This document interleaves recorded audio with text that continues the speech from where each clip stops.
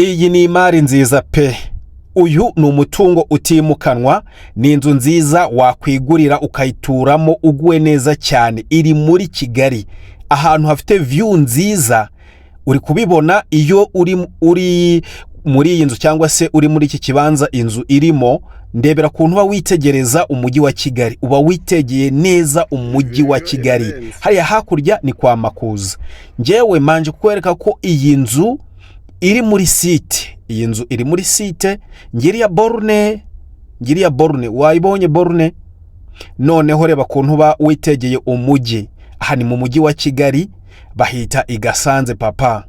Ngiye kukwereka inzu nziza wakwigurira ku mafaranga make, ukayirangura niba uri umucuruzi cyangwa se ukayituramo nimba wishakira inzu yo kubamo, yo guturamo ku mafaranga make.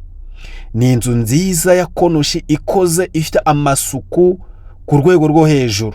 Iyi nzu iteretse ahantu heza nk'uko mbikweretse mu kanya, kubera ko iyo uri ahantu iyi nzu iteretse uba witegeye umujyi, hari akayaga keza kuko hafi yaho hari ishyamba. Ni inzu kandi uhereye inyuma ifite portail nziza cyane. Urayibona hejuru mu mbuga hari kakantu abakire banyweramo ka cyayi cyangwa se ka byeri, bakita ngo iki, bakita ni barikao ni iki ya, ntabwo nzi neza uko bakita. Hanyuma nanone twinjiremo duse n'abinjiyemo imbere.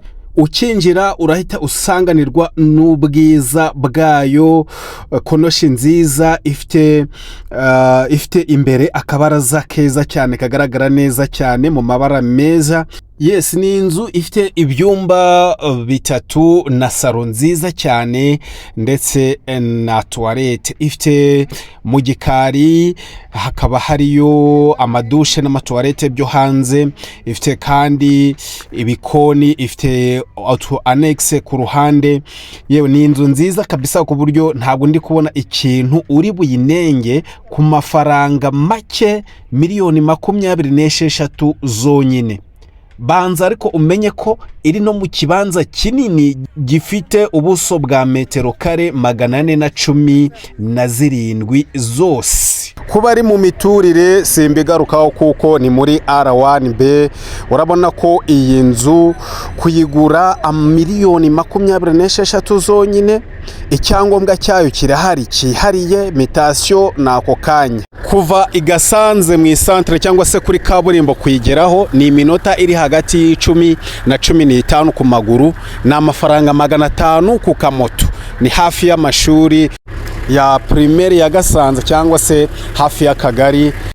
Niba rero koko ukeneye iyi nzu kandi ufite aya mafaranga miliyoni 26, ntutekereze kabiri, itunyandikira kuri iyo nimero ya WhatsApp cyangwa se umpamagare, kubera ko nutinda urasanga iyi nzu bayigutwaye kandi ntago mpamya ko wapfa kubona indi nzu nk'iyi kuri aya mafaranga.